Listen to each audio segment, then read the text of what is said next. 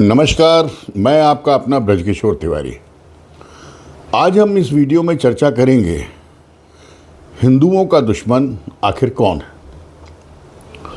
अभी चंद दिनों पहले आपने सुना होगा कि उत्तर प्रदेश के हाथरस क्षेत्र में एक स्वयंभू बाबा आए जो अपने आप को विष्णु का अवतार नहीं बोलते हैं, स्वयं विष्णु हैं। वो पॉल समुदाय से हैं, जो वहाँ की एक छोटी जाति है जिसका एक बहुत बड़ा वोट बैंक है।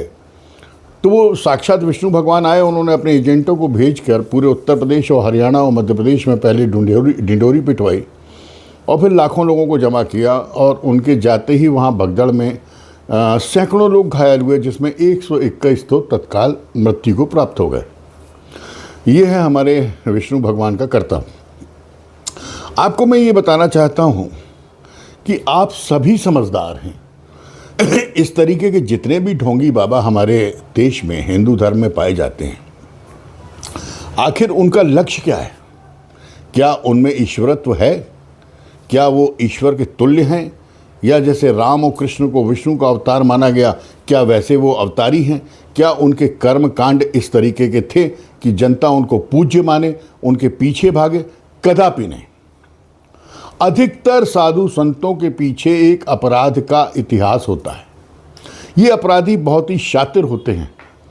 ये पहले अपराध करते हैं, फिर इनको लगता है कि इनका मार्कशीट बिगड़ गया, इनका कैरेक्टर सर्टिफिकेट बिगड़ गया, तो आखिर ये कमाएंगे कैसे? तो इनका कोई गुरु इनको ज्ञान देता है कि भाई सबसे ज़्यादा बड़ा धंधा हिंदुस्तान में अगर किसी चीज़ का है तो वो धर्म का है। आप भगवान को बेचिए, धर्म को बेचिए और करोड़पति चंद दिनों में बन जाइए। और जो शातिर दिमाग होते हैं वो इसको अपना भी लेते हैं। उन्हीं में से एक ये सूरजपाल था, जो पहले बलात्कार के केस में जेल गया और जेल में रहते रहते इसको एकदम से ज्ञान प्राप्त हुआ और ये विष्णु का अवतार ना होकर खुद स्वयंभू विष्णु बन गया। बाहर निकल के इसने सैकड़ों करोड़ की अपनी प्रॉपर्टी बना ली। जिस बलात्कार के इल्ज़ाम में ये अंदर गया था, वो महिला प्रेम उसने बरकरार रखा धर्म की आड़ में, और लाखों लाखों लोगों को अपना चेला बना के आज उनको मृत्यु के लोक पे भी पहुंचा दिया। इन सारी व्याख्या और परिभाषा के पीछे मेरा एक ही मंतव्य है कि मैं आपको ये बताना चाहता हूँ कि ईश्वर कभी भी आपको भीड़ में नहीं मिलेगा। ईश्वर ये टेंट, तंबू, लाइटिंग, माइक, स्पीकर लगा के जो ये तमाशे करने वाले बाबा हैं, इनके आसपास भी नहीं मिलेगा। ये सारे के सारे व्यभिचारी हैं, ये सारे के सारे व्यापारी हैं, ये सारे के सारे पाखंडी हैं। सनातन में कहा गया है कि 1 to 1 बात होती है ईश्वर से। यहाँ कोई दलाल की ज़रूरत नहीं है। हमें किसी मुल्ला मौलवी की ज़रूरत नहीं, किसी पंडित की ज़रूरत नहीं, किसी पादरी की ज़रूरत नहीं। ये सारे तमाशबीन लोग हैं। ये भोली भाली जनता को टारगेट करते हैं और उनको लूटते हैं। आप सोचिए, जो व्यक्ति आपके शहर में प्रवचन देने आने के 1 महीने पहले से प्रचार करता है पोस्टर में और मीडिया में, जो आने के 8-10 लाख रुपए लेता है, जिसके 8-10 दिन का खर्चा ही कम से कम 20-25 लाख होता है, वो व्यक्ति कहाँ से आपको ईश्वरत्व के दर्शन कराएगा? वो कहाँ से आपको घसीट के ईश्वर के पास ले जाएगा? पॉसिबल ही नहीं है। और भला इस दुनिया में, इस कलयुग में अपनी समस्याओं से ग्रसित व्यक्ति कब ईश्वर के पास जाना चाहता है? कभी भी नहीं। वो ईश्वर से अपनी जो कमियां हैं, जो कमजोरियां हैं, उनको पूर्ण कराना चाहता है। और जबकि सनातन में ये कहा गया है कि जब तक आप 1 to 1 माने एकांत में बैठकर ईश्वर का ध्यान करके उससे बातें नहीं करेंगे, तब तक उससे तारुफ आपका नहीं होगा। ये मदारी हैं, ये पाखंडी हैं, ये आते हैं, आपको लुभाते हैं, भीड़ इकट्ठी करते हैं, आरती में, चंदा में, आश्रम के नाम पे, गऊ पालने के नाम पे, फलाने के ढिमाके के नाम पे आपसे पैसा इकट्ठा करते और निकल जाते हैं। जब इनकी पर्सनल लाइफ खुलती है तब आपको पता चलता है कि इनसे बड़ा अय्याश तो कोई राजनेता भी नहीं होगा, कोई अभिनेता भी नहीं होगा, क्योंकि धर्म की आड़ में ना इनको कानून पकड़ पाता है ना कोई। अब आपको ये बहुत अच्छे से मालूम है कि हाथरस कांड में ये जो सूरजपाल नाम का बलात्कारी था, इसका पूरा हाथ, पर योगी जैसे बाबा इतने कट्टर माने शासक प्रशासक माने जाते, उनके भी जो वो तोड़ने वाले जो मशीनें हैं वो सब रुक के एक जगह खड़ी हो गई, सारा कानून एक तरफ हो गया। देखिए तमाशा, देखिए भारतीय जनता पार्टी शासन का, कि उन्होंने वहाँ के उनके जो संरक्षक थे, जो वहाँ व्यवस्थापक थे, उनको गिरफ्तार किया। सूरजपाल बेहतरीन अपने आश्रम में बैठ के आज भी अय्याशियाँ कर रहा है, उसका नाम तक एफआईआर में नहीं डाला गया। इसके पीछे सिर्फ वोट बैंक की राजनीति है। ये पाल समुदाय से आता है और उत्तर प्रदेश के एक पर्टिकुलर क्षेत्र में, पूर्वी क्षेत्र में, इस जाति के बहुत लोग होते हैं जो उसको भगवान स्वरूप मानते हैं। अगर इसको छेड़ा गया तो बीजेपी की एक आध सीट फिर से गिर जाएगी। कितना अजीबोगरीब है ना साहब। इस वोट बैंक के पीछे 121 लोगों की लाशें भी चीख चीख के बोलने के बावजूद न्याय को नहीं पा रही हैं। वहीं देखिए तो अखिलेश भाई को, इन्होंने तो उस बाबा को पैदा ही किया था एक संप्रदाय, एक समुदाय को इम्प्रेस करने के लिए। आप किसी को भी देखिए, मायावती से लेके और योगी जी तक, किसी ने भी इस बाबा पे उंगली नहीं उठाई। अब आप एक काम कीजिए, अपने शहर के इतिहास पे जाइए। आप जिस भी शहर से होंगे, आपके शहर में ठंड में खासकर ऐसे बाबा आते हैं। ये बड़ा ढिंडोरा पीटते हैं, प्रवचन करते हैं, मार तमाशे मचाते हैं और उसके बाद लाखों लोगों की भीड़ से चंदा इकट्ठा करते हैं और ये वहाँ से रफू चक्कर हो जाते हैं। इसमें दो लोग फ़ायदे में होते हैं, एक बाबा और एक प्रबंधक जो उनको बुलाता है। जनता को क्या मिलता है? मारा मारी, धक्के मुक्की, यही सारी चीज़ें ना। किसको ईश्वरत्व प्राप्त हुआ? किसकी मनोकामना पूरी हुई? जो कहते हैं कि इनकी मनोकामना पूरी हुई, उसके पीछे इनके एजेंट्स होते हैं, पेड एजेंट्स होते हैं, जिनको पैसा दिया जाता है, जो बोलते हैं हमारे यहाँ बच्चा नहीं हो रहा था, बच्चा हो गया साहब, हमारे खेत में केस 20 साल से चल रहा था, जज ने हमारे पक्ष में सुना दिया, हमारे बाप को सुनाई नहीं देता था, वो लंगड़ा था तो वो अंधरा था, वो ठीक हो गया साहब, मेरी माँ को कैंसर था, बाद में देखा तो सब झूठ है, मिथ्या है। आज हिंदुस्तान में हिंदुओं के सबसे बड़े दुश्मन अगर कोई है तो ये पाखंडी बाबा हैं। और बड़े बेहिचक होकर मैं कह रहा हूँ, इनमें चारों शंकराचार्य भी हैं, सारे मठाधीश हैं, ये सारे के सारे अपने एरिया के गुंडे हैं, आध्यात्मिक गुंडे हैं, दादा हैं। ये कभी भी जनता का भला नहीं चाहते हैं। ये अपनी पदवी, अपने पद, अपने सिंहासन को बचाने के लिए हर समय प्रयासरत होते हैं। ये पॉलिटिशियन से मिलकर, शासन प्रशासन से मिलकर अपनी ताकत को मजबूत करते हैं ताकि चुनाव के समय ये सब आके उनके चरणों में गिरें और ये सौदा कर सकें। आपको किसी से भी कंपेयर करने की ज़रूरत नहीं है। मुझे मालूम क्रिश्चियनिटी में भी वो उंगली रखते हैं, लड़कियां ऐसे तड़पने लगती है जैसे मछली तड़प रही। भाई ये कौन सा ईश्वरत्व है? आप वहाँ भी जाइए, दूसरे धर्म में, बड़ा फेमस धर्म है ना शांति दूतों का, अब वहाँ पे भी इतने नखरे, इतने माने पाखंडे कह नहीं सकते। पर हम दुनिया की बातें क्यों करें? हम हिंदू होके हिंदुस्तान में हिंदू धर्म के पाखंड के बारे में बात क्यों ना करें?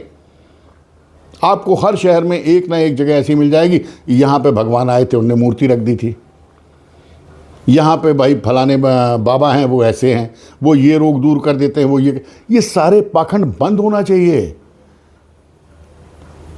ज़्यादा से ज़्यादा आपकी आध्यात्मिकता मंदिरों तक होना चाहिए। मंदिरों में भी आपको मालूम है कि हमारे देश में क्या होता है, वीआईपी लाइन अलग, पत्रकार लाइन अलग, सामान्य जनता की लाइन अलग। उन मंदिरों में पैसा चढ़ता है किसका? सामान्य जनता का। और ऐश कौन करते हैं? नेता, पत्रकार, शासन प्रशासन के अधिकारी। हमारा सनातन इस तरीके से कब से हो गया? आप देश के किसी भी मंदिर में चले जाइए, हर जगह भ्रष्टाचार है, हर जगह जो चढ़ावा है उसमें चोरी है। मैंने ये हो क्या रहा, मेरी खुद समझ में नहीं आ रहा। मैं आपको बता रहा हूँ कि जब तक हमारे देश से, हमारे हिंदुत्व से, हमारे सनातन से इन पाखंडी बाबाओं को खदेड़ा नहीं जाएगा, तब तक हिंदुत्व का कभी भी भला होने वाला नहीं है। ये बहुत अच्छे से आप जान जाइए कि हमारा सबसे ज़्यादा नुकसान ये पाखंडी कर रहे हैं। अरे यार, सीधी सी बात है, भगवान श्री राम के मामले में कहा गया कि जिन्होंने जन्म लिया उनकी मृत्यु तय है, जिन्होंने मानव रूप में जन्म लिया है वो कभी ईश्वर हो ही नहीं सकते। भगवान राम और कृष्ण को भी ईश्वर नहीं माना जाता, उनको विष्णु जो ईश्वर हैं हमारे, उनका अवतार माना जाता है। इन दोनों ने जन्म लिया, दोनों की मृत्यु हुई, तो ये नालायक लोग कहाँ से आ गए? ये अपराधी लोग कहाँ से आ गए? इसके पीछे इनका एक टारगेट होता है। जहाँ की जनता कम पढ़ी लिखी होती है, सीधी सादी होती है, ऐसे इलाकों में ये अपने एजेंटों को छोड़ते हैं कि साहब इन बाबा की चरण रज ले लो, या नल का पानी पी लो, या इनका जूठा खा लो, या इनकी जीभ के नीचे की मिट्टी उठा के लगा लो, तो आपका जीवन बन जाएगा। ऐसा कुछ भी नहीं होता। अगर आपको कष्ट है तो जितने समय के लिए है वो आपको गुजारना ही होगा। भगवान श्री राम को भी जब कष्ट हुआ तो वो 14 साल किसी ने कम नहीं कर पाया, 13 नहीं कर पाया, उनको वो काटना ही पड़ा। उसके बाद उनके अच्छे दिन आए। आपको भी अपने बुरे समय को काटना होगा, अच्छे दिनों का इंतज़ार करना होगा। और जब बुरे दिन हों या अच्छे दिन हों तो ईश्वर से एकांत में बात करना होगी। अगर आप नर्मदा नदी के किसी तट पे जाते हैं जहाँ 100 लोग नहा रहे हैं, वहाँ स्नान करते हैं, पूजा करते हैं, तो मुझे विश्वास नहीं है और मुझे नहीं लगता कि वहाँ पे नर्मदा जी आपसे रूबरू होती होंगी। बल्कि उसी ग्वारी घाट, भेड़ा घाट, तिलवारा घाट से आप नाविक को 100 रुपये दे के 1 किलोमीटर दूर कहीं एकांत में चले जाएं और किसी वृक्ष के नीचे बैठकर माँ का पूजन और अर्चना करें तो अंदर से आपको आवाज़ आएगी। नर्मदा आपके अंदर से ही बोलेगी। आपकी आत्मा में ही आपके प्रश्नों के उत्तर मिल जाएंगे और शायद आपका जीवन धन्य भी हो जाएगा। इन सारी बातों के पीछे मेरा एक ही लॉजिक है, ईश्वर के बीच में कभी दलाल न था न होगा। अगर आपको ईश्वरत्व चाहिए या उसकी समीपत चाहिए या उसकी करीबी चाहिए तो उससे डायरेक्ट बात कीजिए, और डायरेक्ट के लिए भीड़ से बचिए। ये टेंट और तंबू लगाकर जादूगर आते हैं, मतवाले आते हैं, बेवकूफ़ बनाने वाले आते हैं, तमाशा दिखाने वाले आते हैं। अगर इसी तरीके से ये संत आ रहे हैं तो ये उसी कैटेगरी में आते हैं। अंत में मैं आपको एक बहुत ही प्यारी अपने जीवन की घटना सुनाता हूँ। मेरे पिता जबलपुर हॉस्पिटल में मृत्युशैया में थे। डॉक्टर्स ने बता दिया था कि 1 या 2 दिन और उनका जीवन है, पर ये बात हमने उनको नहीं बताई। पापा बोलते थे, लगता था कि अब मैं लगता है मैं बचूंगा नहीं, तो मैं बोलता नहीं पापा अभी क्या बात कर रहे हो, डॉक्टर्स बोल रहे हैं अभी तो साल भर कुछ होना ही नहीं। उसी बीच मेरे पिता को पता चला कि शहर में एक संत आए हुए हैं। अगर आप अपमान ना माने तो मैं उनका नाम ले देता हूँ। संत अखंडानंद जी महाराज, उनके शिष्य थे पिताजी। वो बिस्तर से खड़े नहीं हो पा रहे थे और मुझसे बोले कि साहब कोई भी एम्बुलेंस या ऐसी गाड़ी का इंतज़ाम करो बेटा, और मुझे उनके दर्शन कराने, उनका एक दिन मुझे प्रवचन सुना दो। तो मेरा उनको जवाब था कि पापा आपकी उम्र कितनी हो रही है? उन्होंने कहा 70 से ऊपर हो गई। मैंने कहा लगभग इसी उम्र के वो साधु बाबा भी होंगे? बोले हाँ। तो दुनिया का ऐसा कौन सा ज्ञान है जो उनको है और आपको नहीं है?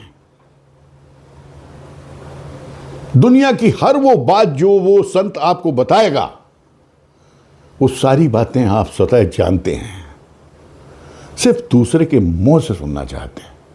पापा, अंतिम समय में अपनी आत्मा को परमात्मा से जोड़ो और ये मान के चलो विश्व की हर अच्छी बात आपको मालूम है। आप स्वतः संत हैं। आपका जो 70 साल का जीवन है ये अपने आप में एक बहुत बड़ा अनुभवी जीवन है। अब आपको किसी संत की जरूरत नहीं है, सीधे ईश्वर से लगन लगाइए और आप विश्वास कीजिए, अंत में हम और हमारे पिता बाप बेटे से ज़्यादा दोस्त हो गए थे और उन्होंने मेरी बात मानी।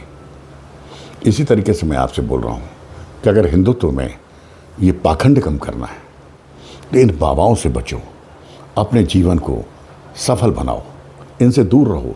जब भी ईश्वर के करीब जाना है तो किसी भी पहाड़ के नीचे, पेड़ के नीचे, नदी के किनारे, किसी वृक्ष के नीचे, कहीं दूर एकांत में जाकर, मेरा दावा है आप अपने प्रश्न को वहाँ पर रखो।